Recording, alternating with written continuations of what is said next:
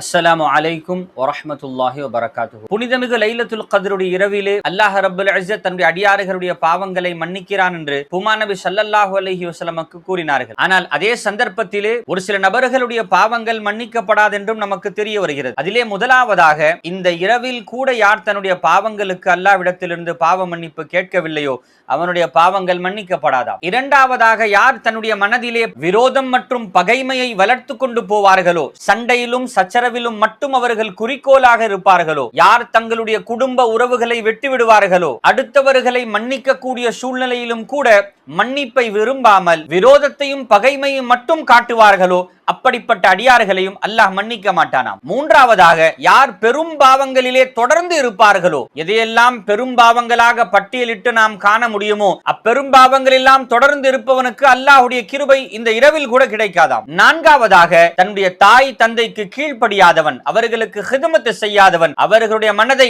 நோவடிக்க கூடியவனுக்கு இந்த இரவில் கூட அல்லாஹ்வுடைய ரஹ்மத் கிடைக்காதாம். ஐந்தாவதாக, போதை பழக்கத்தில் மூழ்கியவன், அது எப்படிப்பட்ட போதையாக இருந்தாலும் போதை பழக்கம் உடையவன், அவன் போதை பழக்கத்தை கைவிடாதவரை அல்லாஹ்வுடைய ரஹ்மத்தை அவன் பெற முடியாதாம். கடைசியாக உலமாக்கள் கூறுகிறார்கள், இந்த இரவின் இபாதத்தை இவன் அலட்சியப்படுத்துவானோ, இந்த இரவில் கூட அல்லாஹ்வுக்கு நின்று வணங்குவதற்கு சோம்பேறித்தனத்தோடு அல்லது பொடும்போக்கோடு அல்லாஹ்வுக்கு முன்னால் நிற்க வேண்டும் என்ற அச்சமும் உணர்வும் ஆசையும் எந்த மனிதர்களுக்கு இல்லையோ அப்படிப்பட்டவர்களுக்கும் அல்லாஹ்வுடைய ரஹ்மத் இந்த இரவில் கூட கிடைக்காதாம். அல்லாஹ் ரப்பல் இஸ்ஸத் எப்படிப்பட்ட அடியார்களை அவன் மன்னிக்கின்றானோ அப்படிப்பட்ட அடியார்களில் நம்மை சேர்த்துக் கொள்வானாக. நம்முடைய பாவங்களை அவன் மன்னித்தருள் புரிவானாக. நமக்கு லைலத்துல் கத்ரை அடையக்கூடிய பாக்கியத்தை அல்லாஹ் ரப்பல் இஸ்ஸத் அவன் கிருபையை கொண்டு தந்தருள் புரிவானாக.